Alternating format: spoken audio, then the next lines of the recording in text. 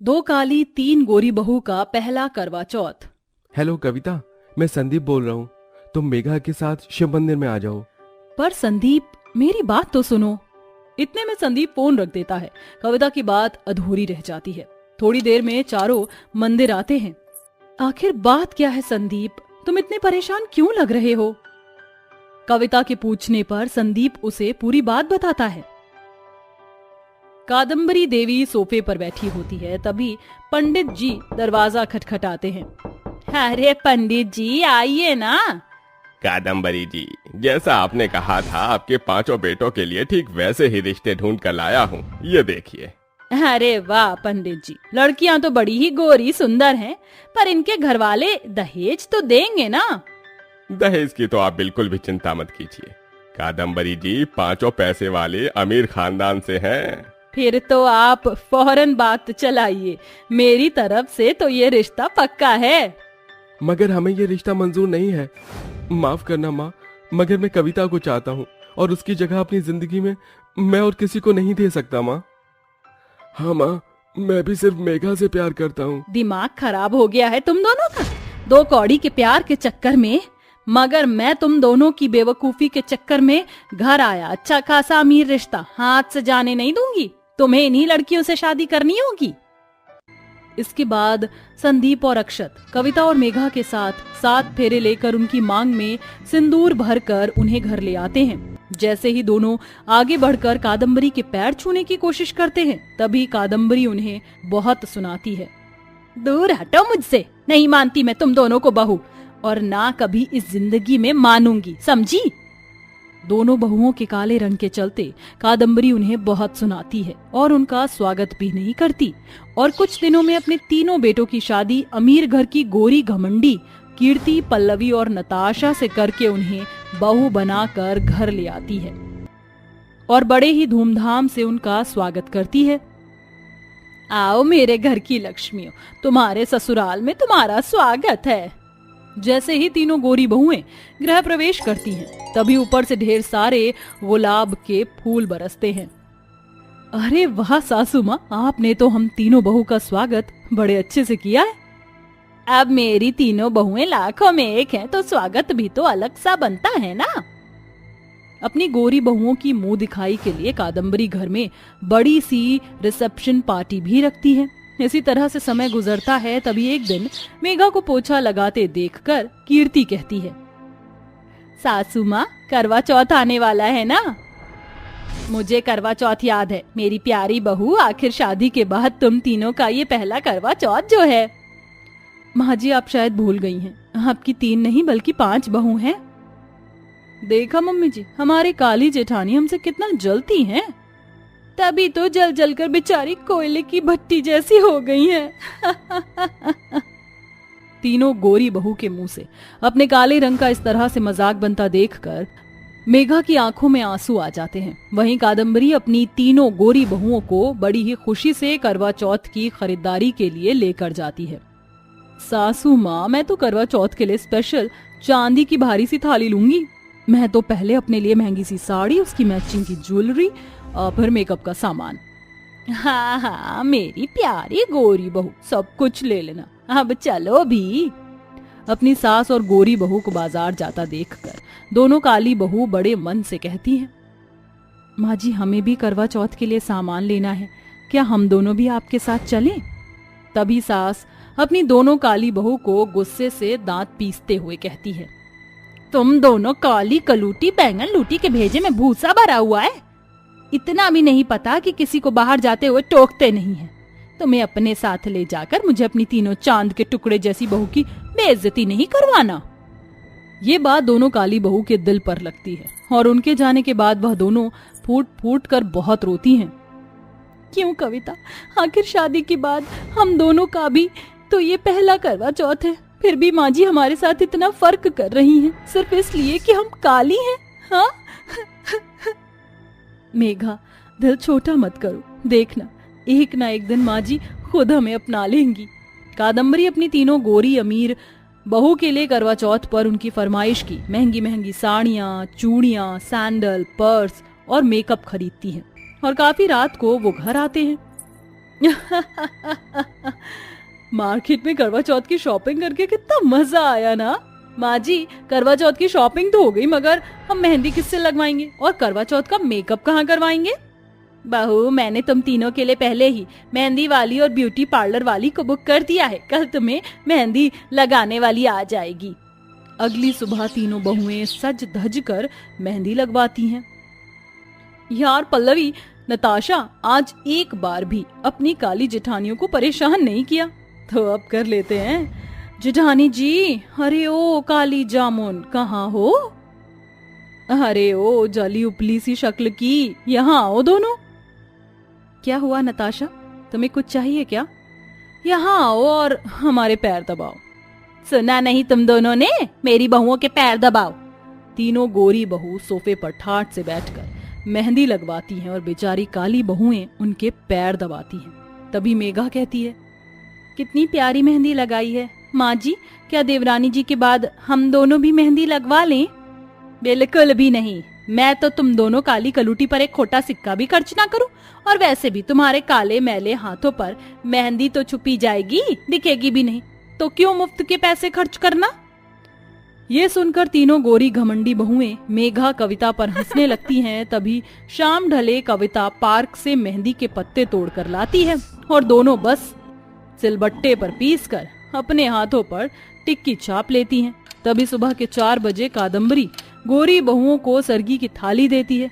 इतने में कविता और मेघा भी वहां आती हैं। माँ जी, हम दोनों को भी हमारी सरगी की थाली दे दीजिए। किस बात की सरगी? और भला मैं क्यों तुम दोनों काली भट्टी को सरगी दूं? माँ जी, ये तो रस्म होती है जिसमें करवा चौथ की सरगी बहू को सास ही देती है। मैं तुम दोनों को बहू नहीं मानती, और ना ही मुंह है इतना महंगा मावा मिठाई और मछली खाने का। तभी तीनों बहुएं बेचारी दोनों काली बहू को और चढ़ाने लगती हैं। सासू माँ, ये खोए की खीर तो बड़ी ही स्वादिष्ट है, मजा आ गया। अच्छे से भरपेट खा लेना मेरी प्यारी बहुओं, क्योंकि कल तुम तीनों को पूरा दिन भूखा रहना है। गोरी बहू के खाने के बाद दोनों काली बहू उनकी थाली का छोड़ा हुआ ही सास की दी हुई सरगी समझकर खा लेती हैं। करवा चौथ की शाम तीनों बहुएं तैयार होकर कथा सुनती हैं और एक दूसरे को सुहागी देती हैं। तभी मेघा और कविता भी वहां आती हैं।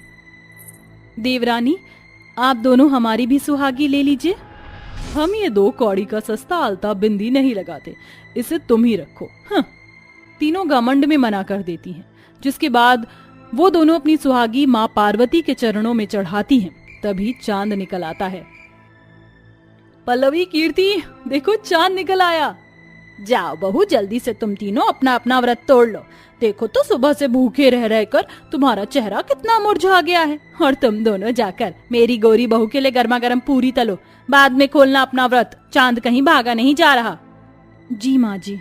तीनों पूजा की थाली लेकर छत पर जाती हैं। तभी पल्लवी के दिए का पूरा तेल जीने पर गिर जाता है। करवा चौथ का व्रत तोड़कर तीनों तस्वीरें खींचने लगती हैं। तभी छत पर आते वक्त कादम्बरी सीढ़ी से फिसलकर गिर जाती है। माँ, कीर्ति बहू, पल्लवी बहू, नताशा बहू, मुझे बचाओ। लगता है सासू माँ गिर गई। कीर्ति, छोड़ना यार, खुद गिरी है, खुद उठ जाएंगी, तू तस्वीर खींच। ये बात कादम्बरी के कानों में पड़ जाती है। तभी काली बहुएं भागती हुई रसोई से आकर कादम्बरी को कमरे में लाती हैं। संभाल कर माँ जी, आराम से। हेलो अक्षत, जल्दी से डॉक्टर को लेकर घर आ जाओ। थोड़ी देर में डॉक्टर आकर कादम्बरी के सर पर पट्टी करते हैं। पूरा परिवार कादम्बरी के पास था, सिवाय गोरी बहुओं को छोड़कर। भगवान का शुक्र है माँ जी, आप ठीक हैं। कविता बहू, मेघा बहू, हो सके तो तुम दोनों मुझे माफ कर दो। तुम्हारे काले रंग के चलते मैं तुम्हें आज तक कोसती रही, मगर आज तुमने मेरी जान बचाई। मैं बड़ी खुशनसीब हूँ जो मेरे पास तुम दोनों जैसी बहू हो। आखिर में कादम्बरी देवी को अपनी दोनों काली बहू की कदर समझ आ जाती है, जिसके बाद वह अपने पति के हाथों से पानी पीकर करवा चौथ का व्रत खोलती हैं। सुनो जी, हमारी दोनों बेटियां शादी के लायक हो चुकी हैं। अब हमें इन दोनों के हाथ पीले कर देने चाहिए। जवान बेटियों को ज्यादा दिन तक मायके में बिठाकर रखना आजकल के जमाने में ठीक नहीं है। यशोदा जी, मैंने कई जगह रिश्ते की बात चलाई है, मगर आप भी जानती हैं आजकल के जमाने में बिना दहेज के अच्छे रिश्ते मिलते ही कहाँ हैं। और अगर बात एक बेटी की होती तो जैसे तैसे कर्जा काढ़ कर या फिर इधर उधर से लेके दे के शादी में लगा भी देते। मगर पता नहीं 2 बेटियों की शादी कैसे होगी। अपने गरीब पिता गिरधर की ये बातें सुनकर मेघा कहती है, बाबूजी आप तो जानते हैं शादी को लेकर काव्या ने कितने सपने देखे हैं। मेरी शादी भले ही आप गरीब घर में कर दीजिए, मगर छोटी की शादी में कोई कमी नहीं रहनी चाहिए। मेघा के मन में भी अपने ससुराल को लेकर बहुत से अरमान थे। कुछ ही दिनों में मेघा की शादी गरीब घर के मोहन से लग जाती है और बड़ी सादगी के साथ मेघा की शादी मोहन से हो जाती है। वहीं कुछ दिनों बाद कीर्ति की शादी एक अमीर पैसे वाले खानदान में पक्की हो जाती है और बड़ी ही धूमधाम से उसकी शादी अमीर बिजनेसमैन सुमित से हो जाती है, जहां उन दोनों बहनों को यह पता चलता है कि वो दोनों एक दूसरे की पड़ोसन हैं। मगर बंगले और कच्चे किराए के घर की नींव उनकी हैसियत के साथ रिश्तों को भी बांट देती है। फिर एक दिन, मोहन बेटा आज बाजार से आते हुए 5 किलो कच्ची कैरी लेते आना। अभी अचार लगा दूंगी तो सर्दी में पराठे के साथ अचार से ही काम चल जाएगा। ठीक है माँ, शाम को फैक्ट्री से लौटते वक्त लेते आऊंगा कच्ची कैरी। मोहन जी आज बनाने को एक भी सब्जी नहीं थी, इसमें बस रोटी है। बाहर से 10 रुपए के छोले लेकर खा लीजिएगा। मेघा तुम चिंता मत करो, मैं खा लूंगा। अगले दिन मेघा की सास 2 डिब्बे अचार बनाती है। तभी मेघा कहती है, माँ जी क्या एक बरनी अचार मैं अपनी बहन को दे आऊं? हाँ हाँ बहू, दिया। मेघा बड़ी खुशी के साथ अचार की बरनी लेकर काव्या के बंगले में आती है। नमस्ते माँ जी, काव्या कहाँ है? मेघा बेटी तुम यहाँ बैठो, मैं बुला देती हूँ। काव्या बहू देखो तो तुमसे मिलने कौन आया है। अपनी गरीब बहन को अपने ससुराल में देखकर काव्या चिढ़कर कहती है, ओह मेघा दीदी तुम मेरे ससुराल में इस तरह से अचानक? छोटी मैं तेरे लिए अचार लेकर आई हूं।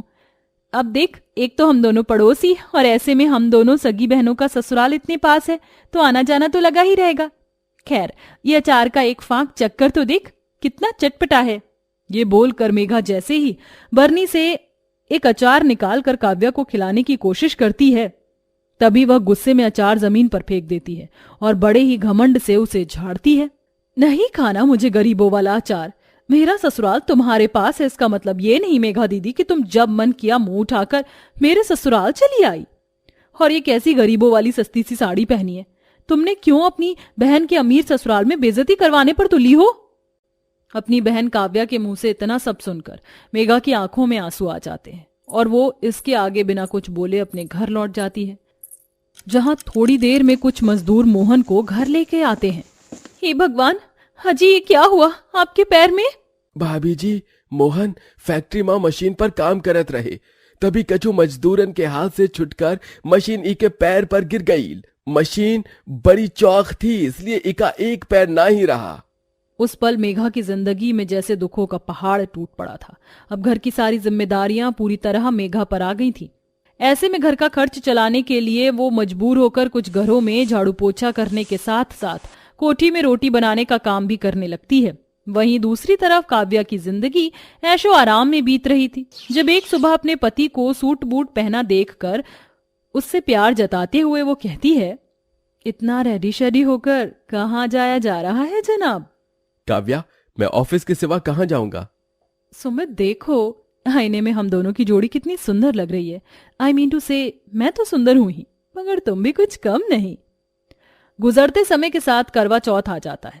उस रात सुमित ऑफिस का काम खत्म करके घर लौट रहा होता है, तभी उसकी कार का एक्सीडेंट हो जाता है, जिसमें उसके चेहरे पर बहुत जख्म आता है, जिसके दाग और कट सुमित के चेहरे पर रह जाते हैं। वहीं गरीब मेघा करवा चौथ के दिन गिनती हुई कहती है, बस कुछ ही दिनों में करवा चौथ आने वाला है।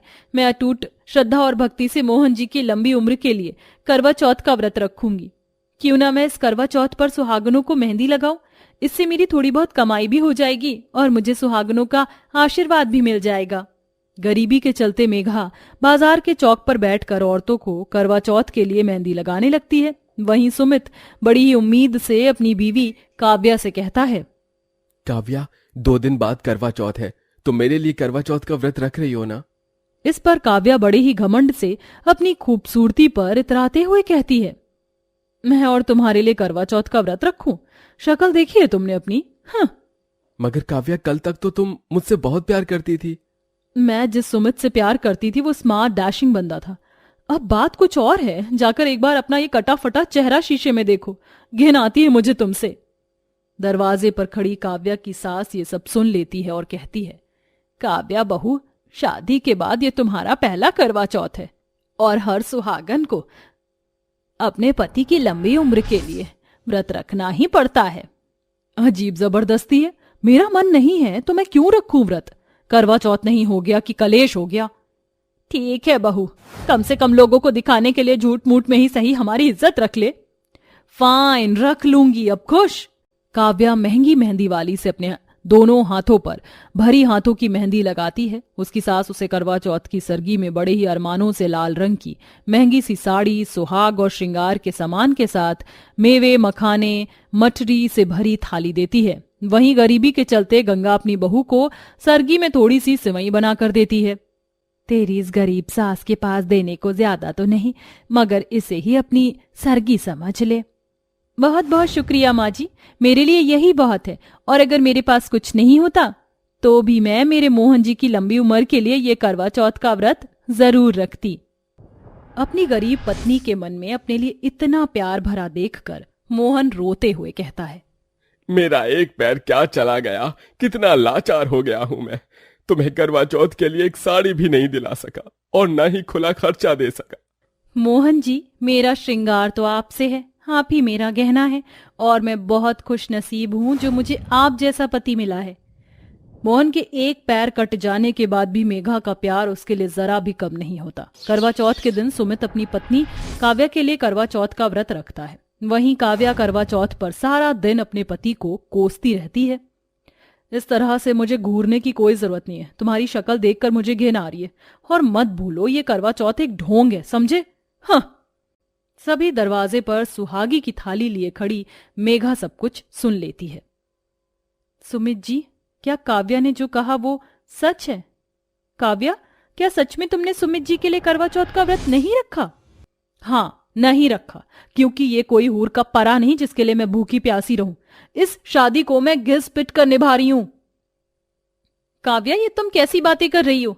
सिर्फ इसलिए कि सुमित जी का चेहरा पहले जैसा नहीं रहा, तुम्हारा प्यार एक पल में उनके लिए खत्म हो गया?